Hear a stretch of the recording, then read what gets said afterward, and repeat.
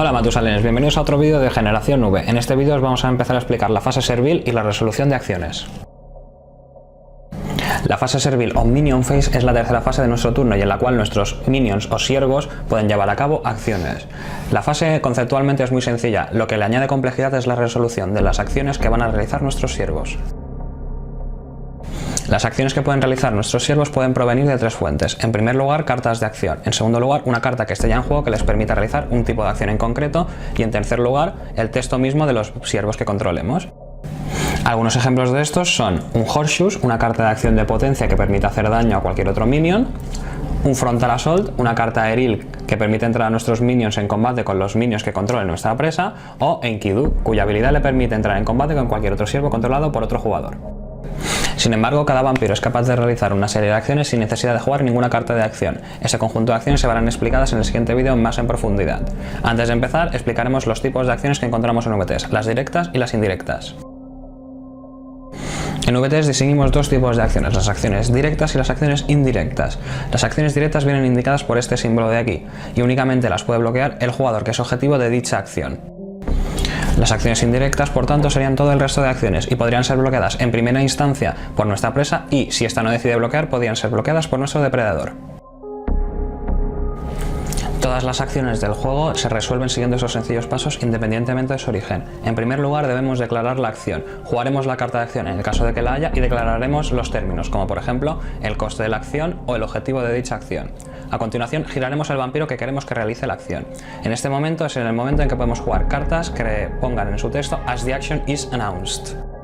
En segundo lugar, los jugadores que puedan bloquear siguiendo las pautas que hemos mencionado anteriormente pueden decidir si bloquean o no.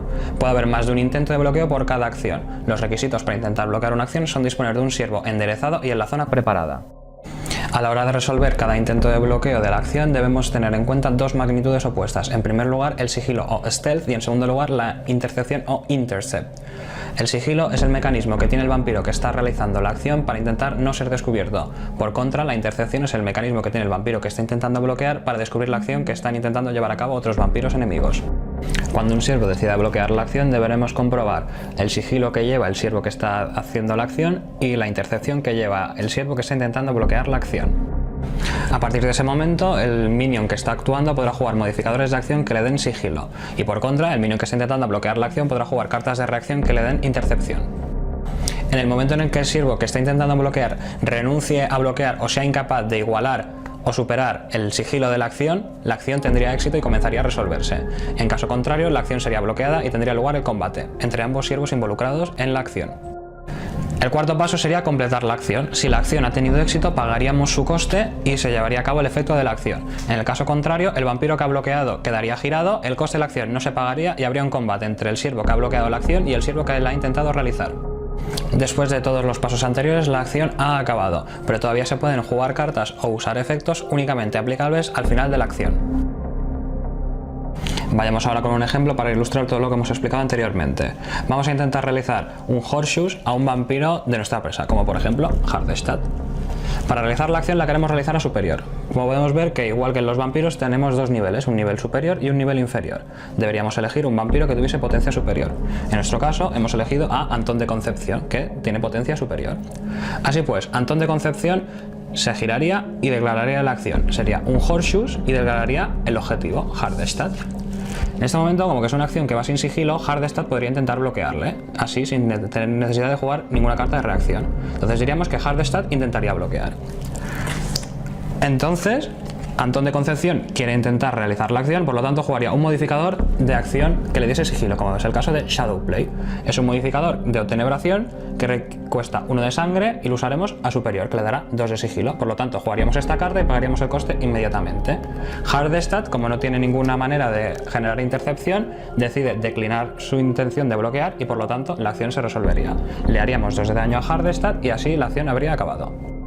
Vamos ahora con un ejemplo de una acción que se resuelve sin éxito. Vamos a suponer que Antón de Concepción quiere reclutar un aliado, en este caso Carlton Van Wyck. Reclutar un aliado es una acción que lleva de base a +1 de sigilo, por lo tanto Antón de Concepción se gira y anuncia su acción, que es reclutar a Carlton.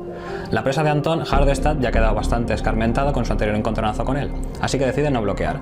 En cambio, su depredador, que es Owain Evans, sí que decide intentar bloquear la acción.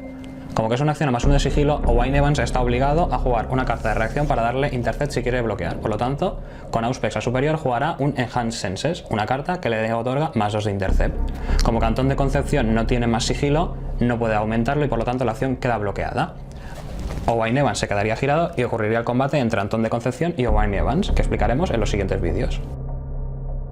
Y hasta aquí este vídeo, espero que os haya gustado y nos vemos en el siguiente, donde introduciremos los tipos de acciones básicos de VTs.